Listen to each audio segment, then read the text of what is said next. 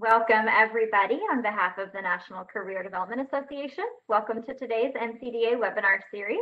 We are pleased that you have joined us. Before we get started, I want to share some technical information for you.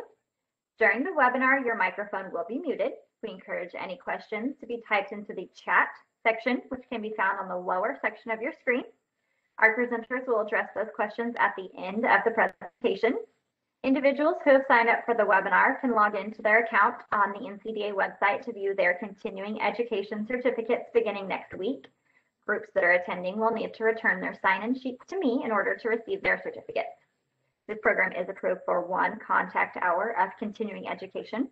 For any questions on continuing education, please contact me, Alicia Cheek, at NCDA headquarters. My contact information was included in your webinar instructions message.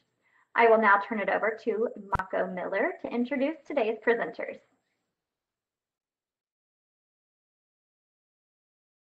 Thank you, everyone, for joining us for our first event of 2021 from the NCDA Diversity, Equity, and Inclusion Committee, a subcommittee out of the NCDA Committee on Diversity Initiatives and Cultural Inclusion. I'm Mako Miller, Career Services Manager for Kaufman Scholars in Kansas City, Missouri, and the NCDA DEI Training Subcommittee Chair. And I want to welcome all of you to our webinar, Filling the Career Development Pipeline from a DEI Lens. And I would like to introduce to you our presenters today.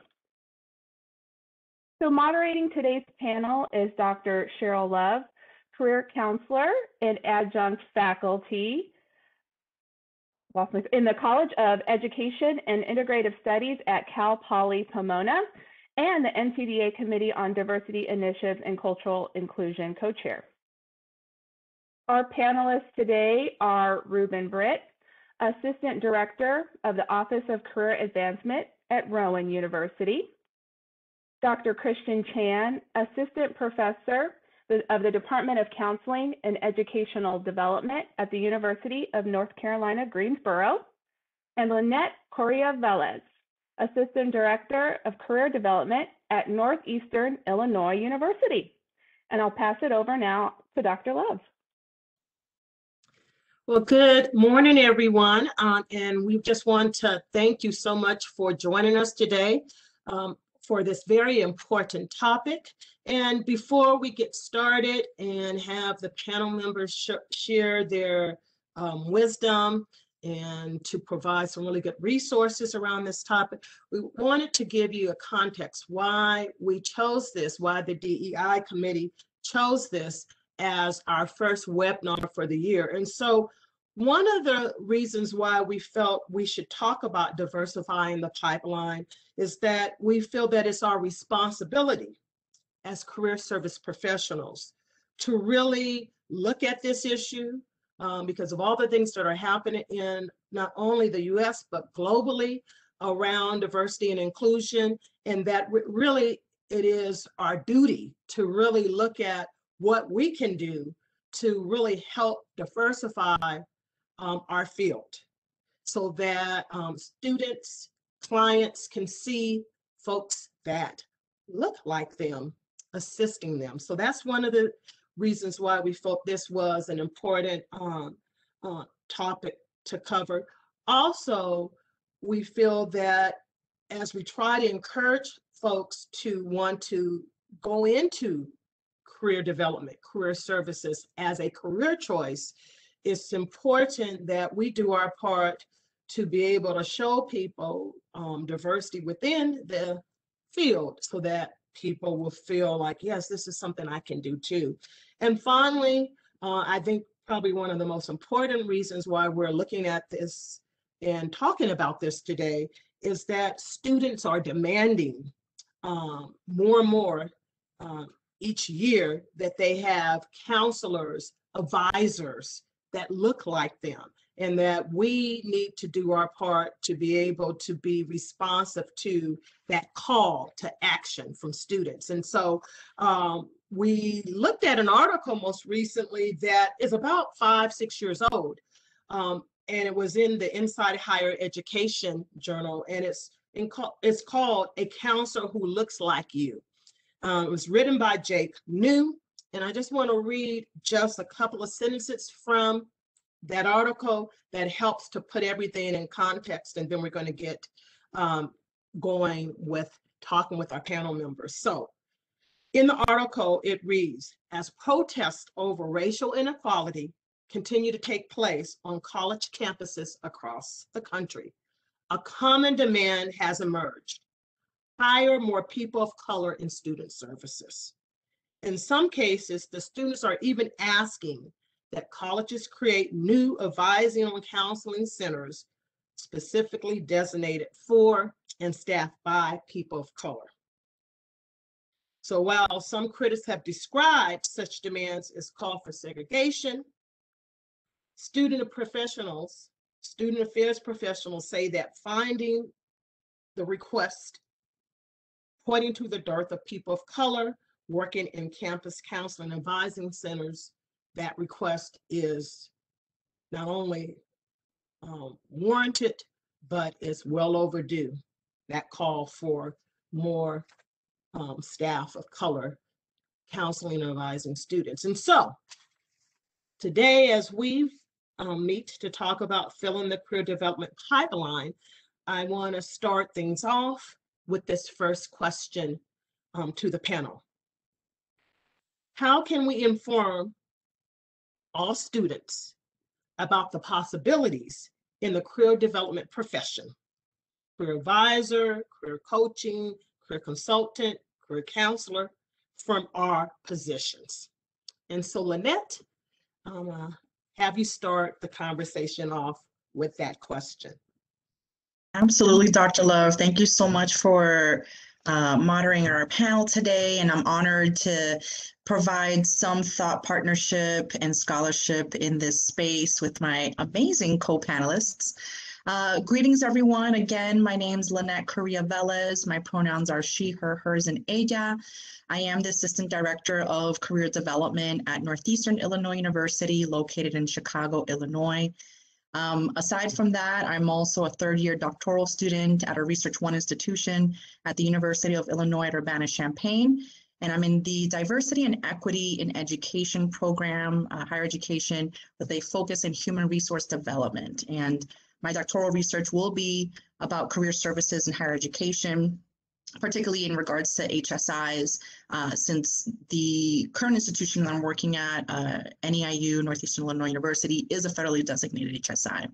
Now, aside from that, I'm also a founding executive career coach at Harvard Graduate School of Education.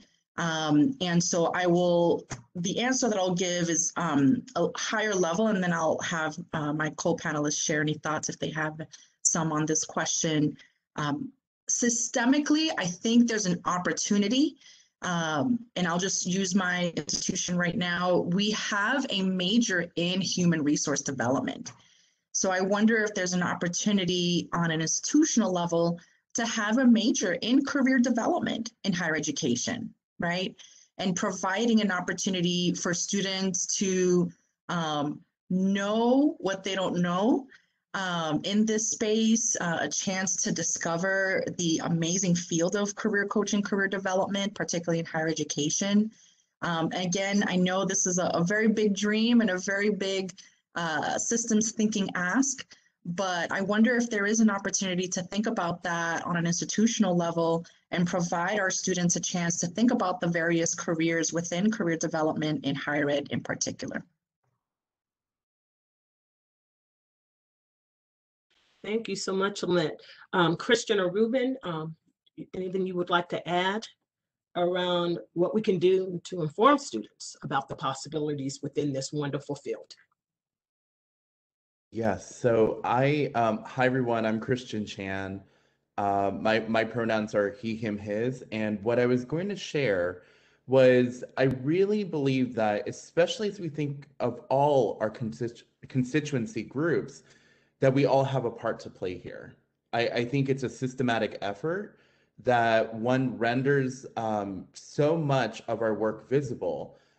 It's about the interpersonal relationships, the groups, the educational interventions, the teaching, And of course, like when we think about counselor education and research, right? Like that is also very much reflective of the entire paradigm. If we are going to increase and expand that pipeline, it requires us to really think about what are we doing systematically and what are we doing in terms of our partnerships.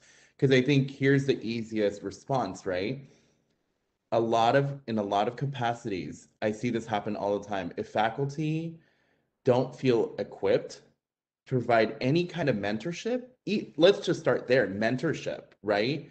Particularly for when we think about diversity, equity, inclusion, and we think about, just for example, Black, Indigenous people of color who are students in our programs. If they don't feel equipped to provide mentorship, then, and that's their entire claim, is like, oh, I can't provide mentorship. What they do is then say, oh, well, just go to career services and that will be your solution. When actually, they're also part of the intervention themselves, right? I always say this to my students, like, this is a mentoring relationship, like the faculty student advising relationship. And so what I do in my role is I also do career development. I want, there's so many, and this is also because of all of my previous professional background, but what I also do is I highlight, okay, here are the ways that I can help you think through career development opportunities. Here are some ways that I can think through it. So like, even if someone is in the clinical mental health counseling track in our program or the couple and family counseling track, it doesn't preclude them from actually not only including career development in all of their work, but also really thinking about, okay, have you thought about the kind of impact that you can make in terms of career development if you were working in career services at a university, if you were working in this different sector of student affairs, and you were still doing some work or partnership with career services or career centers. So I really do believe it is a systematic effort, and one that we really have to think about, okay, what are we doing, to cultivate those partnerships across different sectors, across different divisions of our practice. So for anybody who's in private practice, like, what are you doing to develop relationships with universities or even P through 12 schools, right? And then even for counselor educators and researchers, even just doing some outreach with some of the other student affairs sectors and academic affairs sectors within the university. That has always been at the heart, right, of the work that not only I do, but we do. And so it does really require a systematic effort. The other piece too is really accentuating that we don't divorce career issues with all the other work that we do around equity, diversity, inclusion, right? It doesn't just stop at, oh, representation is everything that just counts, right? Representation is one part of that solution. So it's representation is part of the intervention, but also what we're doing is, how do we even foster those kinds of aspirations among our students, among our mentees, among our clients? So that is part of the intervention. I think there's a lot of other layers that I certainly want to tackle, but before we get to that, Ruben, what are your thoughts? First of all, good morning or good afternoon. My name is Ruben Britt. I am the Assistant Director for the Office of Career Advancement at Rowan University, which is located in Glassboro, New Jersey. I'm also the host of a radio show called Career Talk, as well as author of 4 books. And one of those books is a career planning guide for college and high school students. With regards to the question, one of the things that I think is important is that as career practitioners, we first must do a self-assessment of ourselves. Of course, the panelists, all of us are persons of color, but at institutions that are predominantly white, it's important that they do a self-assessment of the office in terms of what their role is, how are they going to go about it, are they currently conveying a message that they have a Office of Inclusion. And so one of the things we have at Rowan University all the way from our staff to our student workers, that we have staff that does look like the students that we're talking about. Also, we have to have a clear definition of the position in terms of what the role is, so that when we do go out, which is going to be my next part, when we go out to conduct presentations to the underrepresented students, that we share information about the position in terms of some of the things that we do. And as a career services practitioners, there's a lot of creativity in terms of promoting programs, adding new programs, and the like. So, because we also want to let students know, because we understand the Generation Z and Generation X, they're very creative. And when they look at a career that involves creativity, that's another way to entice them. The other thing is that we have to look at the on-campus programs that are being offered, or at the local colleges. Lynette did say earlier that we need to have programs that are like career development, a master's degree in career development. At our institution, we are fortunate. We have a program called Counseling in an Educational Setting, which prepares students to become guidance counselors or career service practitioners. And so what we do is we go into the classes when at the earlier part of the program. We don't, and then we share information about our program. We share information about our internship program, which involves mentoring, which is what Kristen mentioned. We also go out to the other local colleges and do presentations to put our program. And then in the process, when we're doing these presentations, we identify the different organizations, whether it's such as the Black fraternities and sororities, Latino sororities, different organizations, LGBT organizations, to let them know what we do, and also that we provide mentoring. And as part of the innovative process, when you're mentoring these programs, sometimes you may even partner with these students and do blogs and articles. So that gives them the opportunity to know that they can have a voice in this particular field as well. Well, thank you guys so much. I'm hearing the theme of, systemic, institutional. It's not just one person, one area, one department. Mentorship, the power and the importance of that. And in fact, at the campus where I'm at, Cal Poly Pomona in Pomona, California, the Career Center, we realized that we needed to get people to do the very thing you guys are talking about, mentoring, and that not to just see us as the messenger of here's the possibilities, here's what you can do. And so we created a allyship program that we just started doing this year. And really, we are now developing faculty, staff, administrators to be the mentors doing the work that we've been doing. And so that now we've got more voices sharing and showing the possibilities to students. So I think that's very powerful. So thank you guys for that. Mentorship and institutional change, not one area, one department. Love it. So this next question, what ideas? So now we're going to talk about some more ideas, because you guys have a lot of wisdom to share. What ideas do you have to shift the discussion away from special populations to individualized support from the staff at academic, agency, and nonprofit career development departments? So Christian, I'm going to let you lead off on this one. So one of the key pieces when we reflect on the language of this question, right? The main assumption that even we've perpetuated, ironically, right? Considering our history as an organization, considering our history in career development and what it was tied to in terms of advocacy, what I often see as the irony, right, is that there's a lot of training where equity, diversity, and inclusion training, not just the practice of equity, diversity, and inclusion, but just simply honoring cultural experiences, cultural assets, being authentic in who you are is seen as a specialization, right? It's seen as something that's outside. And for me, I want to start there by first highlighting how we perpetuate those norms.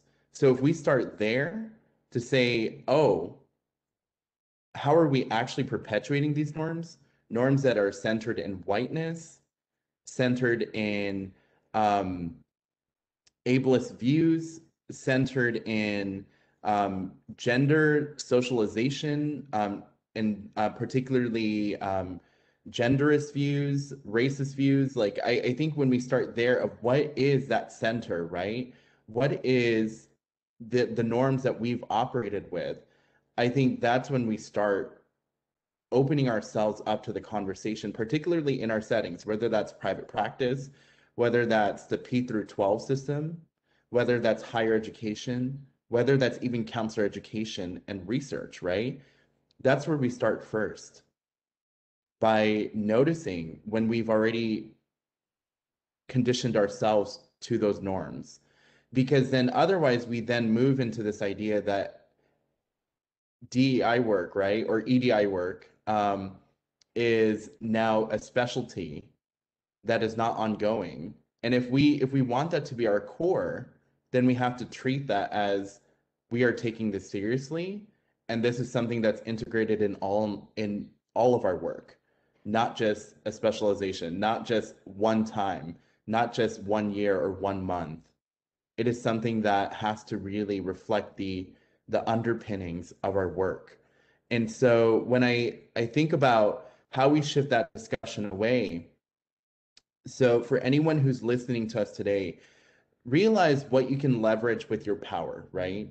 And so if you're a supervisor, if you're an assistant director, if you're a director of a career center, if you run your own private practice, if you are a counselor educator, realize what kind of impact you have, whether that's on your clients or students, or whether that's on your supervisees.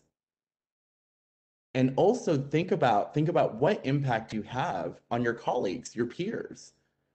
So in many capacities, I still like, even depending on whether it's my students or clients or anybody that I supervise, I can still make an impact if I leverage my power in order to hold not only my colleagues accountable, but also hold myself accountable. So I think that's where I go in terms of shifting that discussion away from special populations to individualized support. Because now when we enter that conversation, here's where I want us to move as we move forward here, especially with the later questions that we're thinking about diversifying the pipeline. Because what I want to also see, right? Here's what happens is that sometimes some of our students, our colleagues, and even our clients, they foreclose specific career opportunities because there's no representation in that particular industry or sector, right? That's what happens first, right? And then the second piece is not only is there a disparity there, but also if the environment or the industry continues to be unwelcoming and unsafe, then what happens is it says, oh, well, I can't be my authentic self. I can't be my authentic self when I'm here. And so I will say I appreciate the way that human resource development, workforce development, career development, trainings have really kind of shifted a bit with our knowledge around that in order to create that kind of environment moving forward.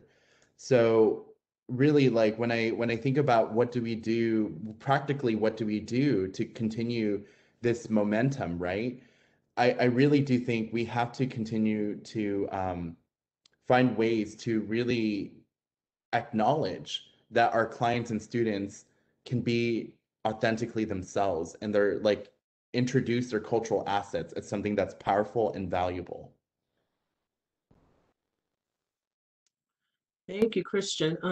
I really like the leveraged power piece, because I think oftentimes we feel that we don't have power and we're powerless. And actually, we all have some level of privilege. And so I love the leveraging the power, accountability to self, as well as helping others be accountable. Love that. And you said some other amazing things too, but I really hit on that piece. It really spoke to me. But anyway, Lynette, Ruben, anything you would like to add? Well, Christian really hit it on point.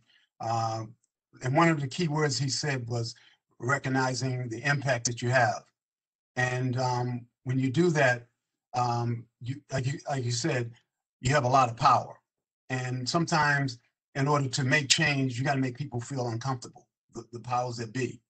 And we've seen that and even in the civil rights movement, where Rosa Parks, she was I look at it like this: the oppressed is uncomfortable, and they make the oppressor uncomfortable. And so, in this regard, you need to make those people in power feel uncomfortable, and of course, you have enough information to tell them why.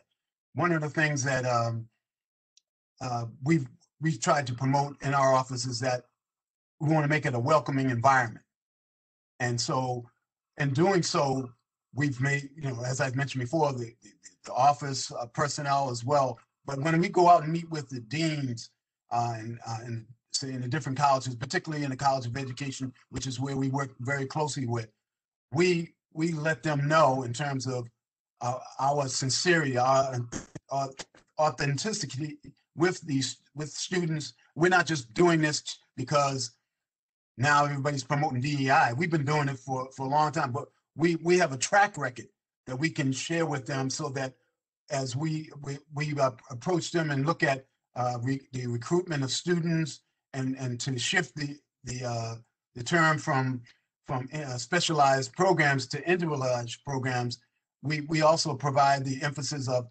mentoring, which we probably hear a lot today, because when they see somebody who looks like them and they provide words of encouragement, and we often see in career counseling offices where students say, well, I want to major in computer science. And a lot of times they'll come back, somebody from the other persuasion will say something like, well, that's a tough major.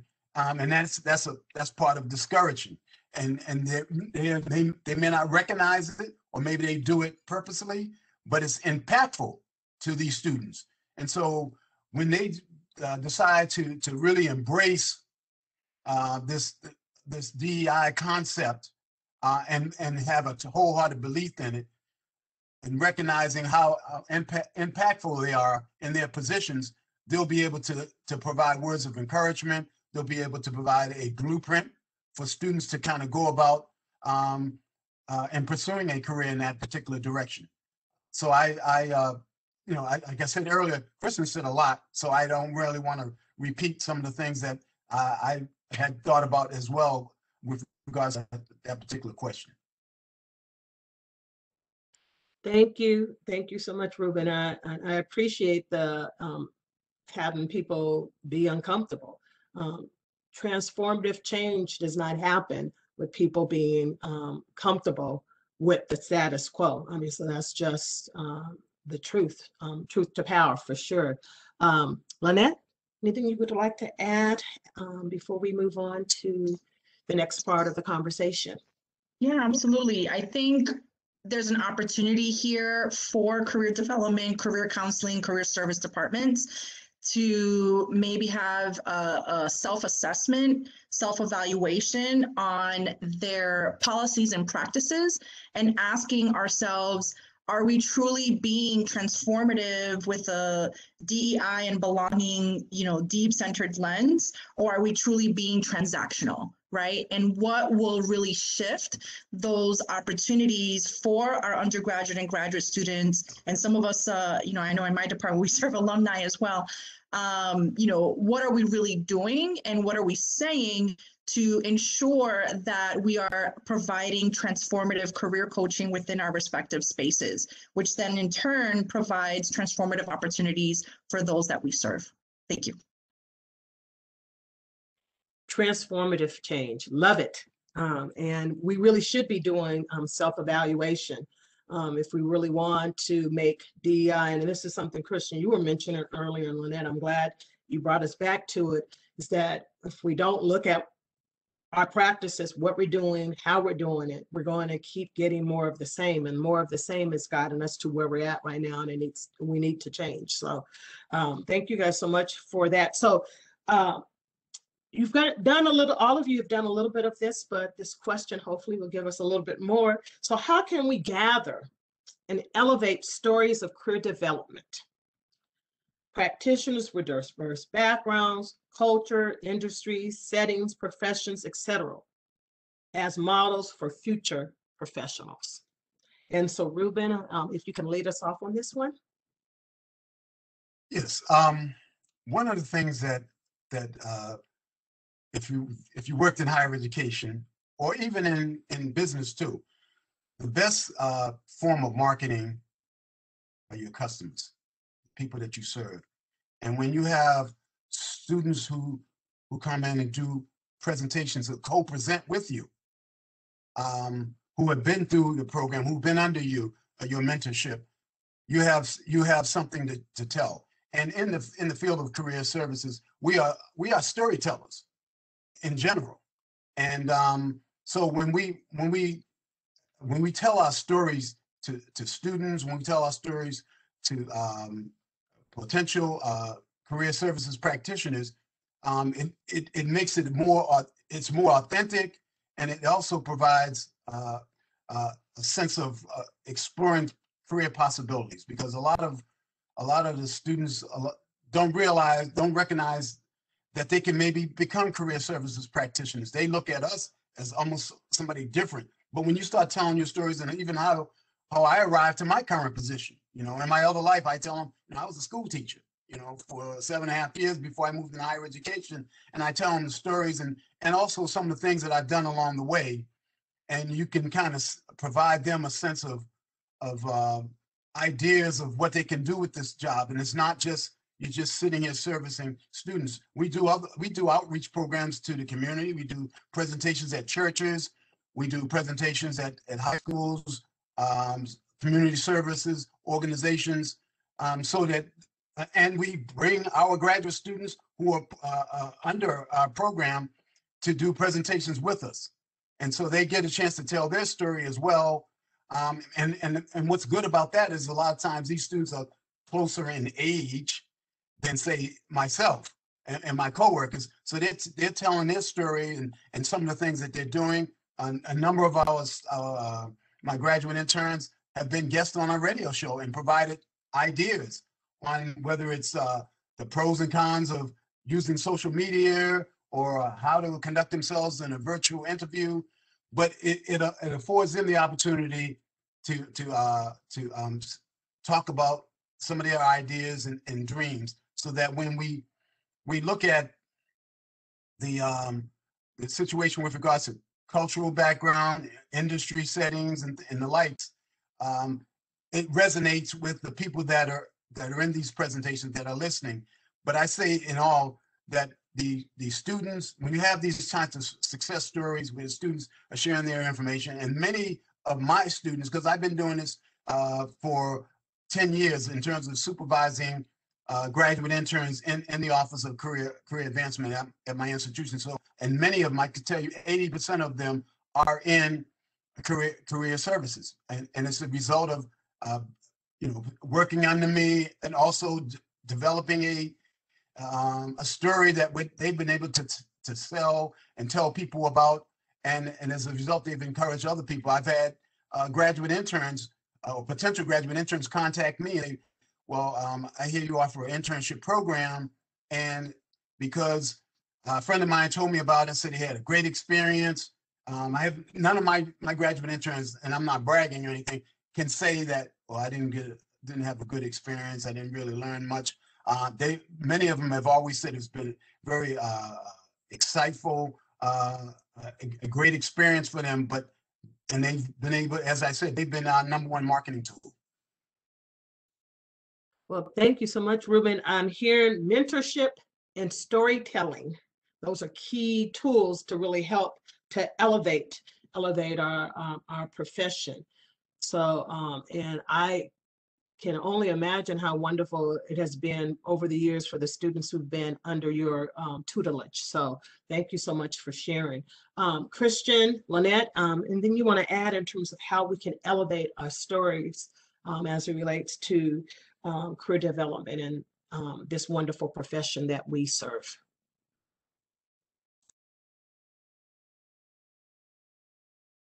So I have a twofold idea here. One involves us telling our stories as career development professionals, as career practitioners. It involves us telling our stories, and that shows up in a multitude of ways. It can show up, I think Ruben already referenced this, like if you're doing guest talks in particular classes, if you're partnering with different undergraduate and graduate courses, that plays a part, right, in terms of the educational pipeline. Sometimes that can also show up if you have partnerships in the P through 12 pipeline, right? Or the P through 12 sector of the pipeline. So that's where that can also show up, because if you think about the partnerships you have with school counselors who are readily and actively thinking about college and career readiness, they're probably thinking about what is the next transition, and they might be able to say, okay, well, if we can do some career education interventions and opportunities here, we can also leverage that into our curriculum, into our programming, so that it shows up in that way. The other piece is, so of course, like us telling our stories.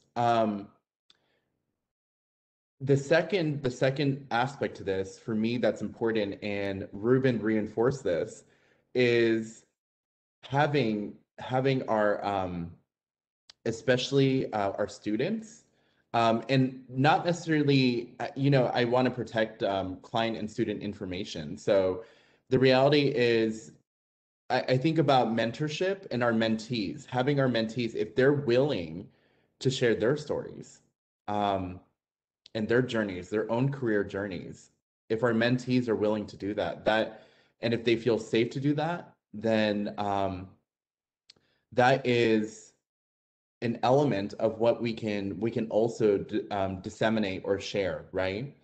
And so what I mean by that is there are, again, a plethora of opportunities to do this. So when we think about social media, if we want to create a blog, whether that's affiliated with a blog that's affiliated with our institutional career centers or private practice, blogs can be really powerful. They can be very accessible. They can also, if someone feels safe to do so, they can be very personal and authentic. So that can be really useful, and it can also be useful in terms of developing the materials. So whether you're developing a flyer that also shares that story, right? And it could be a one-page story about what this person is accomplishing, right? In all these different ways. So that can be a part of that story. The third piece, actually, I forgot I was going to say this. The third piece is really thinking about, in the spirit of public scholarship and community engaged scholarship, there are ways now, I think that right now with the gift of webinars and Zoom capability, WebEx, that we can also actually formulate some ideas, right, to create panels where they're panels of career professionals. When we think about diverse career professionals and representation, that we can make those panels readily accessible, not just by recording, but actually create free, publicly available webinar opportunities. That's something I'm doing with as a chapter faculty advisor for our Chi Sigma Iota Professional Honor Society here at UNCG. So it's our Counseling Professional Honor Society, but what we're doing is we're leveraging our resources to offer free training, free and public education, right, to wider masses. So that is another possibility. But again, it really does entail thinking creatively, especially now that we're leveraging social media and this virtual platform. So, but those are just some ideas that we can infuse to expand the pipeline, particularly around DEI work.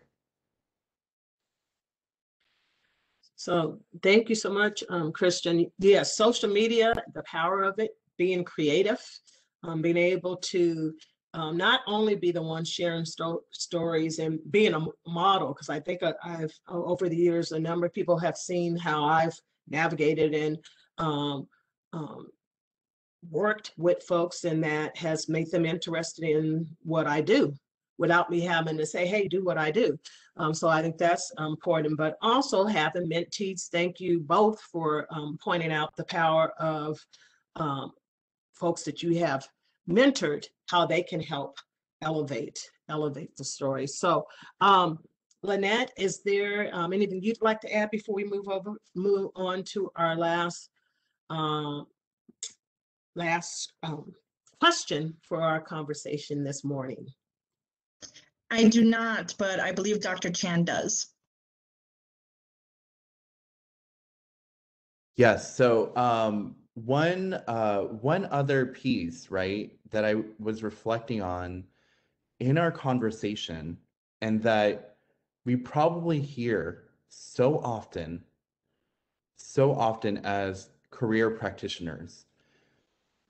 So in many capacities, we know imposter phenomenon is so real. It is so real. So what that requires us to do as career practitioners is, when we're thinking about elevating the voices, it's about intentionality, and it's really about encouragement, right? The affirmations we provide.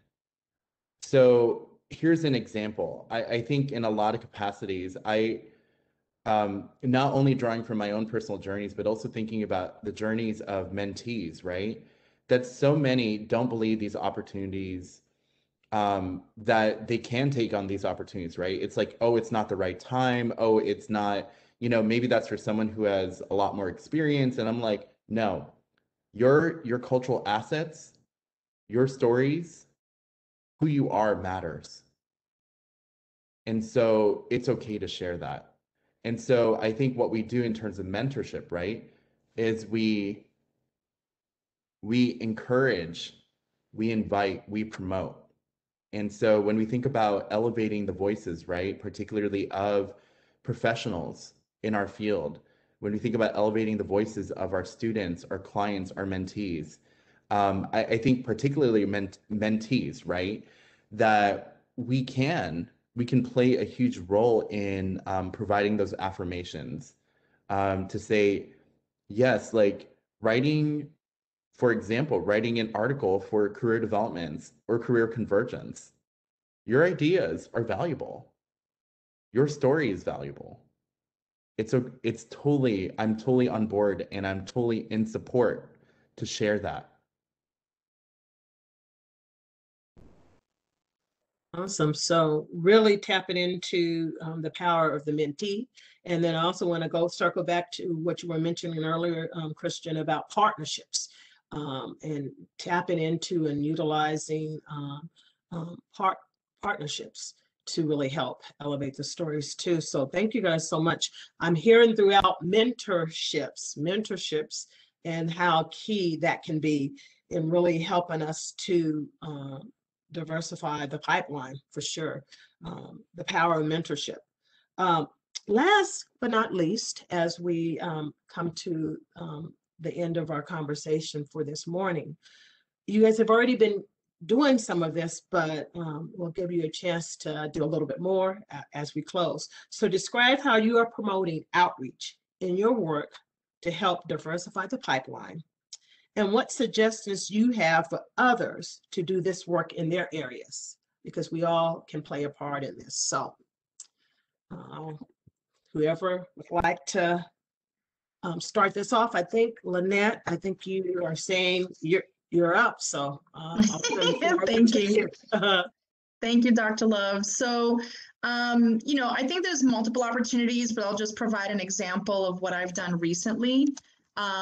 So sometime last year, virtually, I connected with someone from another professional association who then connected me to someone that he knew that he thought would be a good person for me to connect with and for that person to connect with me. Long story cut very short, this was an early professional within career development and higher education. I believe at the time she has only been in the field for about 3 years.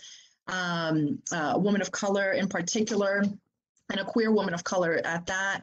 And so we connected very, very well. And I didn't ask permission. I asked for forgiveness when I put her name down to co-present at a national conference, because I saw so much of her leadership as her emerging femtor, not just mentors. I'm a female identified professional. As her femtor, and fortunately she said yes, and very proud to say that this will be her first national conference that she'll be co-presenting at, and really lifting her voice and all of her intersectional identities as well as her scholarship, right?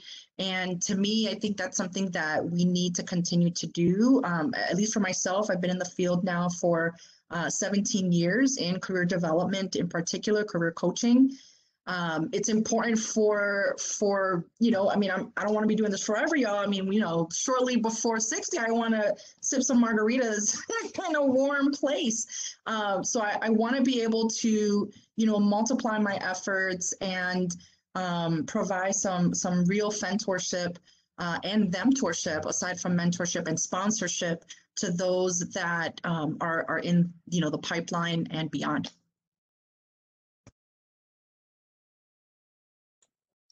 Yeah, thank you so much. Yeah, there is power in mentorship. In fact, at Cal Poly Pomona, they developed a program that I've been very proud to be a part of for the last 2 years. It's a mentorship program, and really helping to develop future leaders and showing them the possibilities. So yeah, mentorship is a very powerful thing indeed.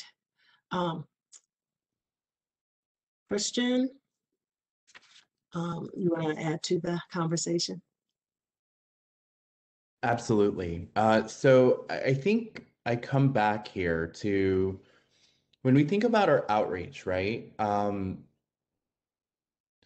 really think here's what sometimes stalls the process is when we sometimes assume, oh, people are going to come seek us out. And the reality is we have to be the ones to actively do the work. We have to be the ones to actively build the relationships. So if we do that, then we have a better chance of really enacting the DEI efforts that we want to see, ultimately to expand that pipeline that we're talking about. So when I think about ideas, whether that's higher education, whether that's private practice, whether that's the P through 12 system, whether that's counselor education and research, the reality is we can leverage so many different aspects of our constituencies and our stakeholders. So I really do think this is where, especially depending on the activity level of your state career professional or state career development association might be helpful, because there's also some grassroots work within the state who might be also be accessible in terms of referrals, in terms of contacts, in terms of mentorship. The other piece is also building relationships with schools in the local area. We know that career education interventions are such a prime feature of our work, built into several different disciplines featured within NCDA. So if we're going to do that work, that also matters. The other piece too I want to highlight is I think, especially when we reflect on what we do with career work, we often silo ourselves to say, oh, it's only in career work, right? Like we're only going to reach out to career focused organizations. When here's some good examples, like what can be helpful in developing partnerships with PFLAG or LGBT centers, right? Not just at the university, but in the community. What is our, what can we do to partner with NAACP? What do we do to partner with racial equity organizations? We're also doing the grassroots work, because sometimes that's where we can pour and combine the services and the opportunities together. So really think about your outreach, not just doing outreach within your particular setting or workplace. Awesome, thank you. So, going beyond what people typically think, the borders within where they sit and reaching out, because career services is involved with everything. If you think about it, it's all aspects of life. And so we should be partnering with folks from all aspects of life. So thank you so much, Christian. Ruben, I'll let you have the last word, and then we'll end by seeing if there's any questions for us. Ruben? Okay. Throughout the presentation, we've heard some key words, reflection, we've heard mentoring, we've heard reactionary, and also we talked about self-assessment in terms of our policies, which Lynette had elaborated on earlier. But I have to say this, through all this, when it comes to mentoring the students, whether they're undergraduates or whatever level, I think the most important part of being a mentor is listening.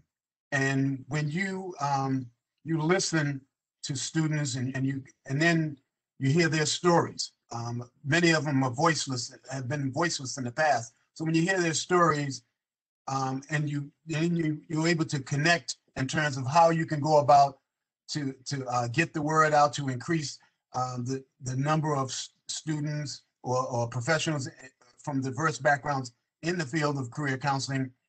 These are some of the things that you have to do. And we had talked about it throughout the presentation about partnerships. And it doesn't always have to be within the walls of the institution. It definitely has to go out beyond the college. I use the term taking it to the streets. And I've done presentations, as I mentioned before, community services, community organizations, even churches. But sometimes in those particular settings, just your presentation, you're talking about your background, your stories, as we talked about storytelling, can spark an interest. And I've had people come to our career fairs who have their own businesses or work for professional organizations, and through my just conversations with them, they say, I'd like to get into this field. What do I need to do? And there are a few of them who have made this transition from the private sector to working in higher education in the field, and they all have been people of color. And I think the most important thing is presentation. Presentation is everything. And whatever you do, if you're trying to promote something, how you present yourself, how you present your profession is very key. And when you talk about the pros, it's important that you really express yourself. We talk about nonverbal cues when we're talking about communication. We talk about that when we're preparing students for interviewing. When you talk about your particular field, what you're doing in your job, and you show excitement, they can read you. They can read you, just like a student can tell whether a teacher cares about them. They can read you, and so being authentic is so important. And just to add to what Lynette and Christian has said earlier, so I say it's important that you really reach beyond, outside of the box. And that's why one of the beauties of being in this field is that you have the opportunity to be creative. And I always say there's a difference between reacting, and responding. We want to be responsive as opposed to reacting because maybe there's an issue or people are complaining. If you're being responsible at your present state, then you'll have to be in a position where you have to react.